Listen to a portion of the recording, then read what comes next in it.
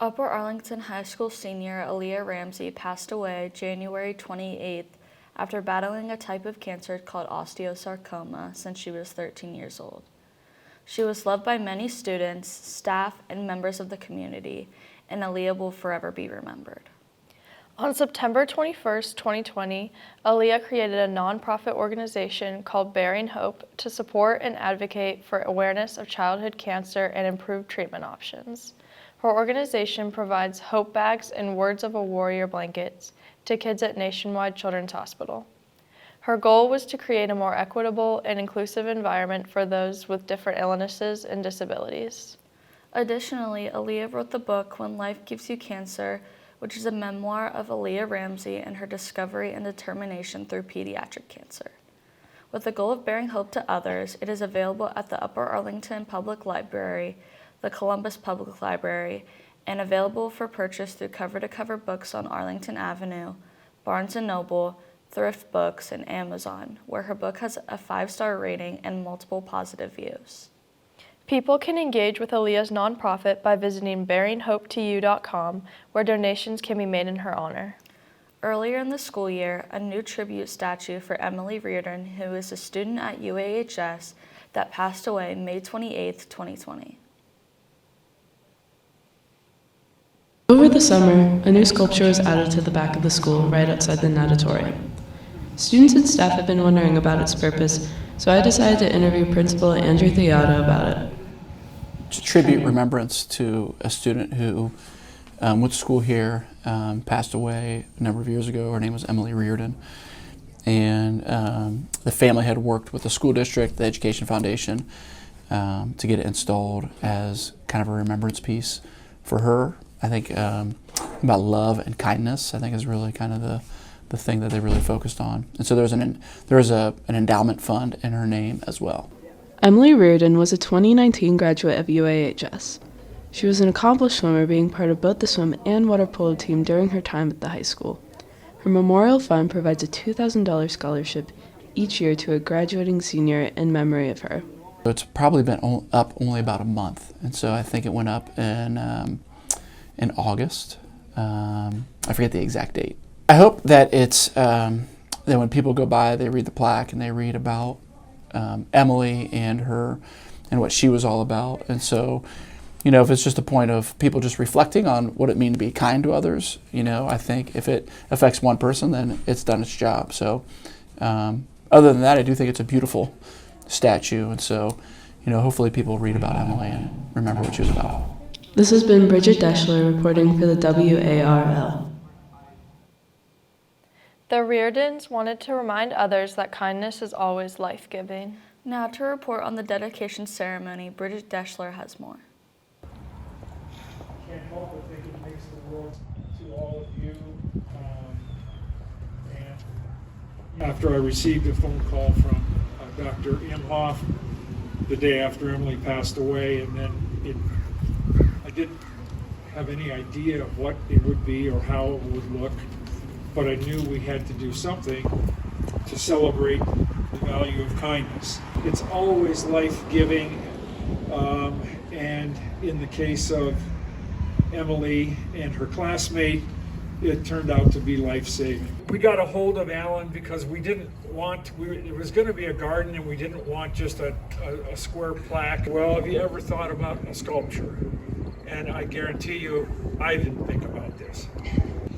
So that's really how kindness takes flight. It went from a thought to a hope to a reality that hopefully will carry on Emily's message of kindness. That's what this sculpture will do. It will forever tell the story of Emily and what she brought to this world and what she will continue to bring to the students of Upper Arlington schools. Kindness takes flight, again today and evermore.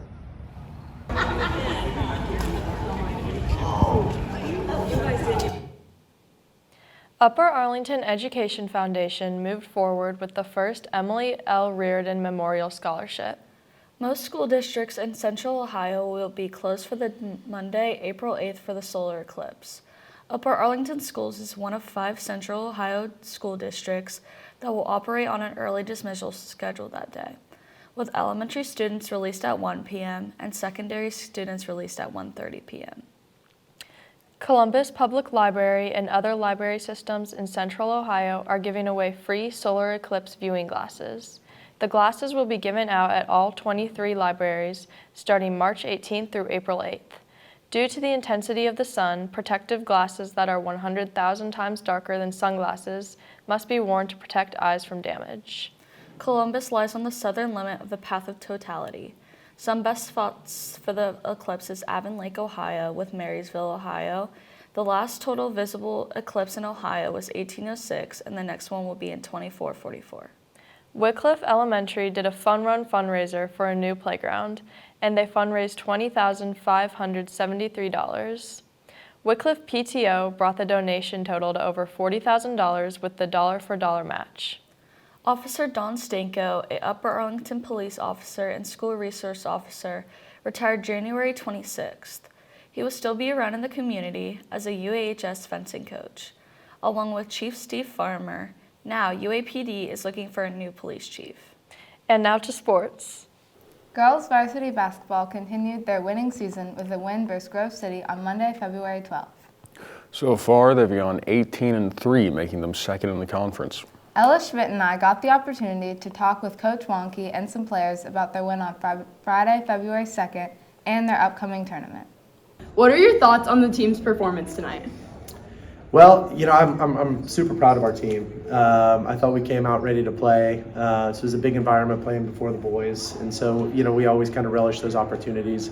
Bradley's a really, really good opponent, very well coached. They play hard. But I think the difference was our fast start. We got out to, I think, a 28-5 first quarter lead, and the team just really, I thought, executed at a high level. Certainly not as well as we would have liked, but we're very pleased with it, and now we look forward to the next game. What have you seen in practice that you saw reflected on the court today? Well, we really preach kind of the 3 E's, which all comes down to energy, effort, and execution. And I thought for the most part, our team did those 3 things pretty well tonight.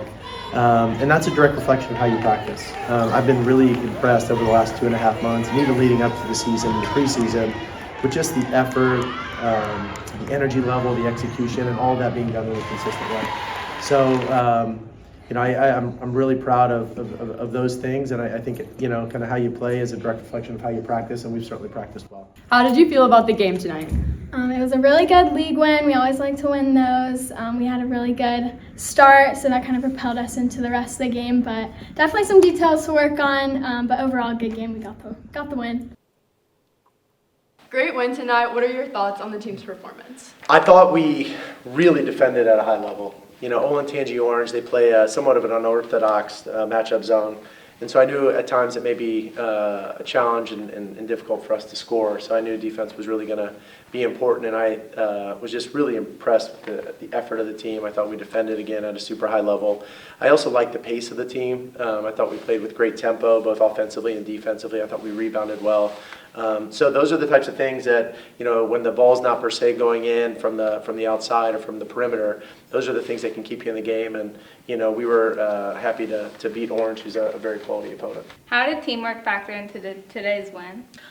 We played together as a team. We didn't play selfishly. We wanted to pass the ball around to everybody so we can get good rotation, so we get a good shot. On Sunday, girls basketball was drafted as the 6th seed for the postseason tournament. They will play Grove City Central at 7 p.m. on February 21st. Here's Coach Wonky's thoughts. Central Ohio girls basketball is super competitive, and I think honestly there's probably 10 or 12 teams that can make it to the regional. And so my hope is that we're starting to peak at the right time.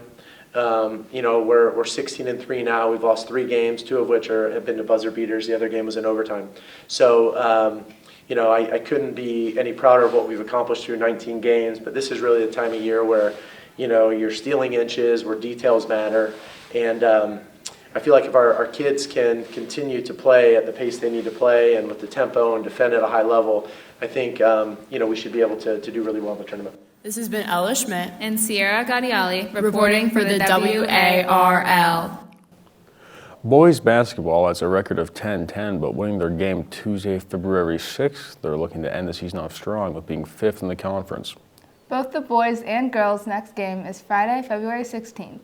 The boys are playing Hilliard Davidson, and the girls are up against Olentangy Berlin. Sunday, February 4th was the Varsity Hockey Bears senior night. They beat New Albany 9-3, and the JV Bears won 10-3 versus Jerome. And on February 2nd, the Ice Hockey Bears beat Olentangy Berlin 7-5, winning the 2023-2024 CBJ Cup. Junior Cecilia Donahue went to Iceland in January for an international skating competition. Here's Julia Oakley with more information. Argentinian figure skater, two-time junior national champion, competitor in 2 junior Grand Prix competitions in Poland and Japan. This all describes Cecilia Donahue, an 11th grader at Upper Arlington High School. I was able to interview her about her skating career at UAHS. Cecilia, what do you like most about figure skating? I love landing new jumps and doing new skills. Cecilia, where have you traveled for figure skating? I just got back yesterday from Japan. And I've also been to Argentina and Poland. Is there something that you wish other people knew about figure skating? Probably that it's a very difficult sport and it requires a lot of time. While talking with Cecilia, I learned that she trains on the ice for 2 to 3 hours every day and does additional off-ice conditioning and practice daily. This can be hard to balance with school, but Cecilia has been skating since she was a toddler. What competition are you planning on attending next? In about 2 weeks I'm going to a competition in LA, so that should be exciting. Wow, good luck! When competing in Los Angeles in 2 weeks, she will attempt to qualify for Junior Worlds. Best of luck, Cecilia! This has been Julia Oakley, reporting for the WARL. Great news, Bears. Our diving team did quite swimmingly this season. That's right. Both our boys and girls swim teams ended as champions in their divisions with 428, 474 points respectively. It feels amazing not having any sort of sinking feelings for our swim teams now that the season's over, and we hope to find the same success next year. Let's go, Bears! Recently, our school's wrestling career falls record, originally set over 30 years ago, has been broken by Andrew Myers. The record, originally set by Scott Holman in 1985, was surpassed as Andrew hit his 79th career fall.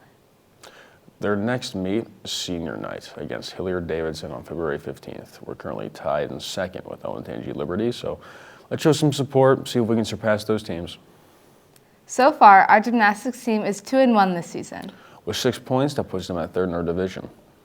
The teams taking the number 1 and number 2 spots are Dublin Coffin and Olentangy Orange, respectively. We're rooting for you, Bears. On Wednesday, February 7th, 13 seniors signed for college sports. Here's Sierra and Ella with more information. What's your favorite part about playing softball? My favorite part is probably traveling with my teammates. It's always a really fun bonding experience going to a bunch of different states and spending the nights in hotels with them.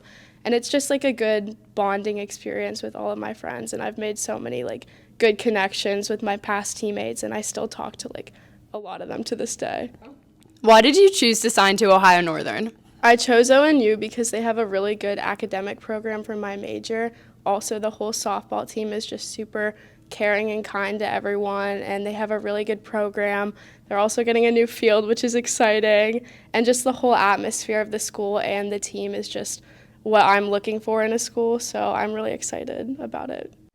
This has been Ella Schmidt and Sierra Gadiali reporting for the WARL. Now toss on to community.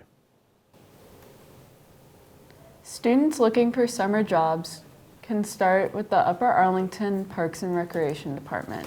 Each year, they hire an additional 175 staff during the summer as lifeguards, office workers, park service workers, Northam Tennis Facility staff, and Safety Town workers. The City of Upper Arlington's website has more information if you are interested in applying. Construction is expected to begin on the Northam Park tennis courts early this year. Despite this, some courts will remain open for an altered summer schedule before they are demolished in the fall of 2024. Improvements include 9 clay tennis courts with underground irrigation, a service building, 6 pickleball courts, and many other smaller shelter buildings. More information can be found in the January and February issue of UA Insight. According to the Columbus Dispatch, 2 new so-plated locations will open in Central Ohio in 2024. These will be carry-out and delivery locations only. The Short North location is set to open in the summer of 2024, and the Franklinton location will open later this year. On January 30th, Littleton's executive chef, Alexia Orsburn, became a Chopped champion after competing on the show. Orsburn told 614 Now earlier this month that it was a great opportunity to learn, grow, and share my culinary journey with a global audience. Nathan went to Littleton's to learn more about the new store. Welcome to Littleton's. We finally opened. We've been open for a whole week and it has been so busy. It's been a hectic but really fun time. I'm currently kind of floating between 2 different positions. The first one being the front of house member, where I help check people out, help them with different opportunities to look for produce or unique groceries that we have here in the store. Any questions that they have, I can help service them in that way. And then I'm also floating between that side and then the cafe side, where we kind of have almost a full service restaurant that's available. Behind us you'll see some of the fresh fish and selections that we have. And then there's also a coffee bar and where we serve cocktails and other drinks as well. I feel like Littleton's is really more of a community than a grocery store. We connect to a lot of our customers, and our owner even knows people by name. We try to be really friendly here, have a lot of locally grown options. We have a lot of really nice people, really nice cashiers. We talk to people, connect with people, just try to make sure everyone's having a really happy time. We have sourced all local Columbus bakers here to really showcase their talents. So we have people who are home bakers here in Upper Arlington, as well as other bakeries across Columbus. And I'm one of the front of the house workers. We are doing the registers here. We actually run outside and grab the carts, or we can help you to your car so you don't have to bang around the parking lot. We pretty much do a little bit of everything. If we see an area that needs some help, we can fill in the shelves, we can scoop food, we do it all. So come on in and come see us at Littleton's. This has been Nathan Vanderhorst reporting from the WARL. Down to the Felt is a new major motion picture set to be filmed here in Columbus. According to 10 TV, it was originally set to start filming last fall, but due to the strikes, it was delayed. Cameron Mitchell has also signed to the film as an executive producer, along with his son, who is already a part of the production team. The movie is set to start filming early this year. Many popular artists are coming to Columbus soon. Drake and J. Cole will perform at the Schottenstein on Tuesday, February 20th and Wednesday, February 21st. Friday, March 22nd, Olivia Rodrigo will perform in Nationwide Arena, followed by Tim McGraw the following night. Nicki Minaj is coming to Nationwide on April 12th.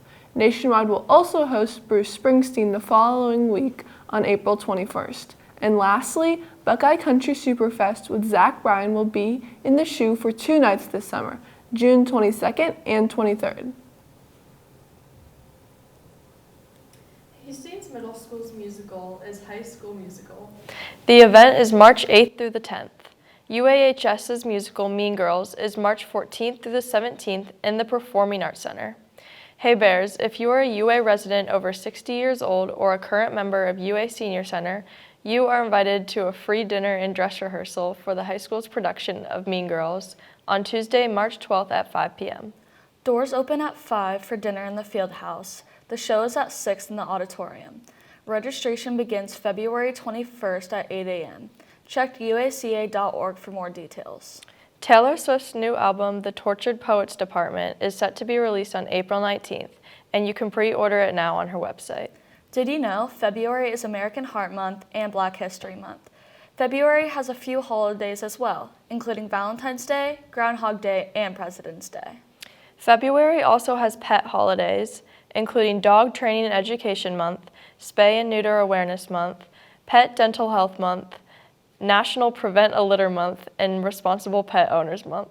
Speaking of responsible pet owners, let's see how Davey handles his dog Luna. This is my dog, Luna. She's a Great Pyrenees, one of the largest dog breeds, and she barks a lot. Inside the house, she's super calm and mellow, and my family also has other animals. This is my cat, Archie. We also own his brother, Ollie. Here's them together, and here's my other dog, Chewy. We used to have another dog, too, Buster. Buster was taught proper discipline by Lacey, a dog my family had over a decade ago. We had her sister as well, Lucy.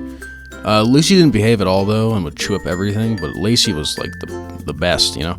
After giving them away, Buster, he was our family dog from maybe 2011 to 2023 before he passed away over the summer. Buster was militant in his behavior, man, and it seemed possible that he could take Lacey's role in teaching Luna. You know, Luna takes the role of the students, such as Buster. And this takes place over a decade after being taught by Lacey, so it could have been a really cool thing. But no, Luna didn't learn anything from Buster. And is always barking at nothing. She doesn't listen to anyone either. She only listens to me, as seen here. Luna, inside. Luna, inside. Luna. Luna, inside, come on.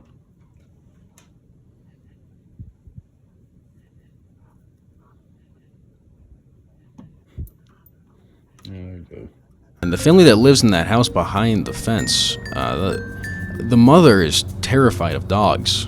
So I can't imagine they like our dog, or us maybe. Apparently, the Great Pyrenees breed is a unique quality, and that along with their gigantic size, they don't view any human as like a commander to listen to. So training them is virtually impossible. Thank you, Davey. For information on how to support animals in the shelter and other rescue causes, you can visit the Humane Society website. And that's all for today. Be sure to come back next month. See you next time, Bears, and make it a great day.